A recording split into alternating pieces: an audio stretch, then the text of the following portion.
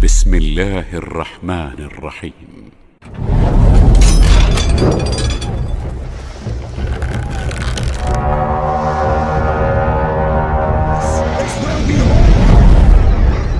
This is where we fight! This is where they die! And these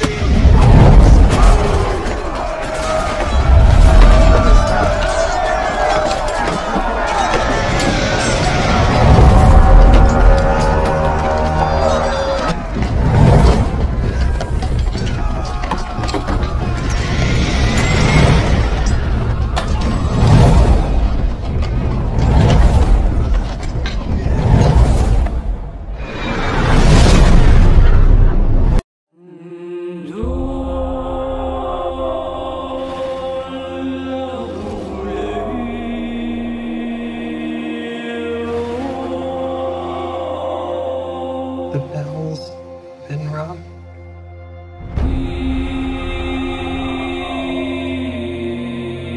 Out in the dark,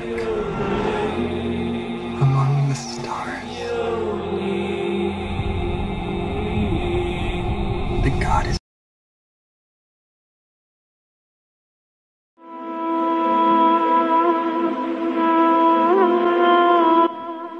Bismillahirrahmanirrahim. Assalamualaikum warahmatullahi wabarakatuh.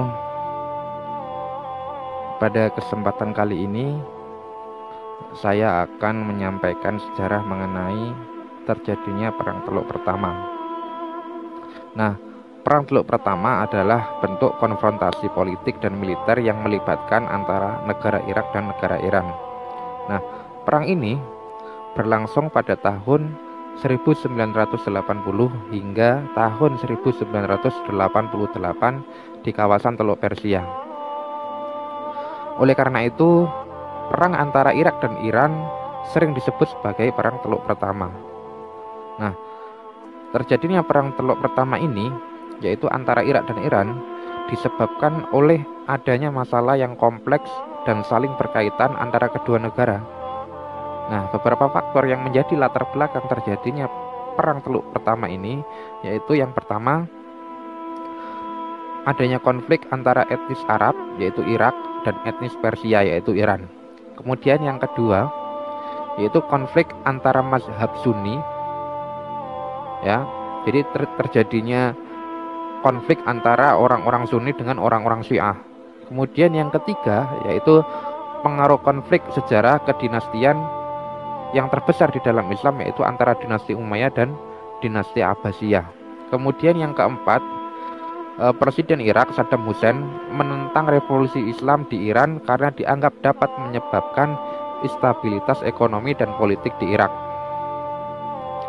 Kemudian yang terakhir, yaitu sengketa wilayah perbatasan negara antara Irak dan Iran. Kemudian selanjutnya, kronologi terjadinya Perang Teluk Pertama diawali dengan invasi pasukan Baghdad ke wilayah Iran pada tanggal 22 September 1980. Dalam buku berjudul Barah Timur Tengah yang ditulis pada tahun 1991 yang dikarang oleh Muhammad Riza Shihbudi, beliau mengatakan bahwasanya sengketa perbatasan dari instabilitas politik Iran mendorong Saddam Hussein untuk melancarkan invasi ke wilayah Khuzestan yang merupakan lumbung minyak Iran. Dan Presiden Iran, yaitu Ayatollah Khomeini, membalas serangan Irak dengan mengerahkan ratusan ribu relawan dan tentara veteran. Dengan pasukan tersebut, ia mampu menyudutkan pasukan Irak dan mampu membalikkan keadaan pada Perang Teluk Pertama.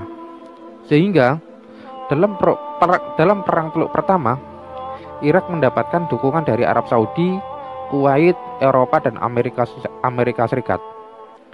Di sisi lain, Iran juga mendapatkan dukungan dari negara Timur Tengah seperti Suriah, Libya, dan Yaman Selatan. Dan pada tahun 1982,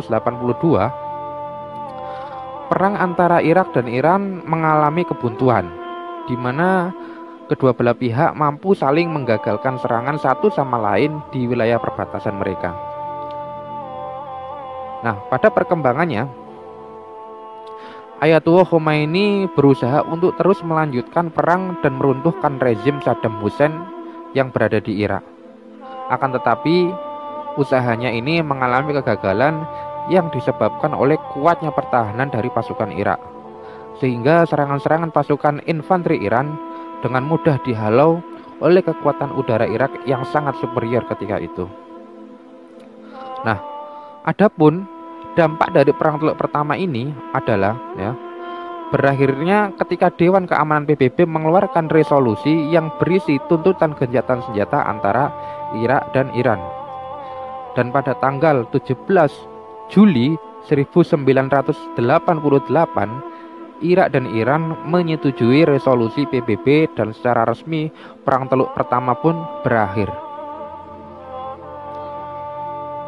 Dalam buku Sejarah Timur Tengah jilid pertama tahun 2012 karya Isawati, dia mengatakan bahwasanya perang Teluk pertama ini membawa dampak yang sangat besar bagi aspek sosial, ekonomi, dan politik masyarakat internasional, di mana beliau mengatakan sebagai berikut. Yang pertama yaitu menyebabkan fluktuasi harga minyak dunia. Kemudian yang kedua, terjadinya krisis politik dan sosial di kawasan Timur Tengah. Kemudian yang ketiga yaitu terganggunya pelayaran internasional di kawasan Teluk Persia. Dan yang keempat yaitu menyebabkan kerugian yang sangat besar, yaitu sekitar 300 triliun dolar Amerika. Ini merupakan kerugian yang sangat besar sekali. Nah, kemudian selanjutnya kita akan membahas mengenai terjadinya perang Teluk kedua. Pasca perang Teluk pertama, yaitu pada tahun 1980 sampai 1988,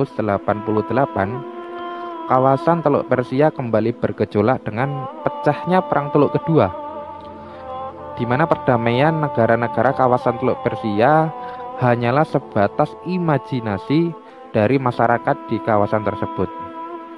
Nah, perang Teluk kedua berlangsung pada tahun 1990 hingga 1991. Artinya perang ini hanya berlangsung selama 1 tahun. Dan perang ini berawal dari upaya invasi dan aneksasi Irak atas Kuwait pada tanggal 2 Agustus 1990. Nah, pada perkembangannya, perang Teluk kedua menjadi konflik antara Irak dan Amerika Serikat untuk mewujudkan ambisi ekonomi dan politis di kawasan Timur Tengah. Dalam buku Sejarah Timur Tengah jilid kedua yang terbit pada tahun 2013 karya Isawati, beliau mengatakan bahwasanya perang Teluk pertama memberi dampak yang luar biasa bagi kondisi ekonomi dan politik Irak. Pasca perang Teluk pertama, Irak mengalami krisis ekonomi dan politik yang disebabkan oleh utang luar negeri yang sangat besar. Dan beberapa faktor yang menjadi latar belakang terjadinya perang Teluk kedua ini adalah sebagai berikut. Yang pertama, utang luar negeri Irak yang besar terhadap negara-negara penghasil minyak di Timur Tengah. Kemudian yang kedua, yaitu kekecewaan Saddam Hussein terhadap negara-negara Timur Tengah yang dulu pernah beraliansi dengan Irak saat perang Teluk pertama, khususnya adalah Uni Emirat Arab dan Kuwait. Dan kemudian faktor yang ketiga adalah anjloknya harga minyak dunia karena adanya pelanggaran kebijakan OPEC yang dilakukan oleh Kuwait dan Uni Emirat Arab. Hal tersebut memperberat kondisi ekonomi Irak sebagai negara yang bergantung pada penghasilan dari ekspor minyak. Kemudian faktor yang terakhir yaitu faktor yang keempat, bahwasanya ambisi Saddam Hussein untuk menjadi pemimpin dunia Arab. Artinya Saddam Hussein ini mempunyai keinginan untuk menjadi pemimpin dunia Arab. Itu adalah beberapa faktor yang menjadi latar belakang terjadinya perang Teluk yang kedua. Adapun kronologi perang Teluk yang kedua adalah Iran mulai melakukan invasi terhadap Kuwait pada tanggal 2 Agustus 1990 dengan mengerahkan 100.000 personil, 2.000 tank dan beberapa jet pesawat untuk menyerbu Kuwait. Nah, Irak hanya membutuhkan waktu sekitar 24 jam untuk menguasai seluruh wilayah Kuwait. Nah, invasi Irak menyebabkan timbulnya korban jiwa dari masyarakat sipil serta kerusakan bangunan yang masif di Kuwait. Dalam buku Barat Timur Tengah yang terbit pada tahun 1991 karya Muhammad Rijah Syahbudi, beliau mengatakan bahwasanya perang Teluk kedua mengharuskan keluarga emir, yaitu keluarga presiden Kuwait, dan sekitar 300.000 masyarakat Irak itu mengungsi ke Arab Saudi. Nah, invasi Irak terhadap Kuwait mendapatkan kecaman dari dunia internasional. Seperti halnya PBB, Amerika Serikat, dan Uni Eropa melakukan beberapa tindakan seperti membekukan kekayaan Irak, embargo senjata internasional terhadap Irak, serta memutuskan hubungan ekonomi dengan Irak. Dan pada tanggal 29 November 1990, Dewan Keamanan PBB mengeluarkan resolusi yang menuntut Irak untuk keluar dari Kuwait. Akan tetapi, tuntutan tersebut tidak diindahkan oleh Irak. Dan pada tanggal 17 Januari 1991, pasukan koalisi pimpinan Amerika Serikat memborbardir instansi pemerintahan dan militer di Irak. Nah, penyerangan terhadap Irak terus berlangsung hingga 28 Februari 1991. Nah, pada tanggal tersebut, kekuatan militer Irak sudah mencapai batasnya dan Saddam Hussein pun menyetujui gencatan senjata. Dan ketika itu terjadilah peperangan antara pihak Irak dengan musuhnya. Nah, dampak perang Teluk kedua ini adalah perang Teluk kedua ini membawa dampak negatif bagi Irak dan beberapa negara Timur Tengah. Nah, adapun dampak-dampaknya adalah sebagai berikut. Yang pertama, yaitu Irak dikucilkan di seluruh sektor kehidupan internasional. Kemudian yang kedua, adanya upaya menggulingkan pemerintahan Saddam Hussein oleh organisasi. Kemudian yang ketiga, yaitu tersendatnya ekonomi Kuwait karena kehancuran tambang minyak. Kemudian yang keempat, ya, memanasnya iklim politik di kawasan Timur Tengah, seperti di Palestina dan di Mesir. Nah, inilah pembahasan sejarah kita pada hari ini, yaitu Perang Teluk Pertama dan Perang Teluk Kedua. Semoga yang saya sampaikan ini bermanfaat dan dapat menambah wawasan kita semua. Akhirul kalam, wassalamualaikum warahmatullahi wabarakatuh.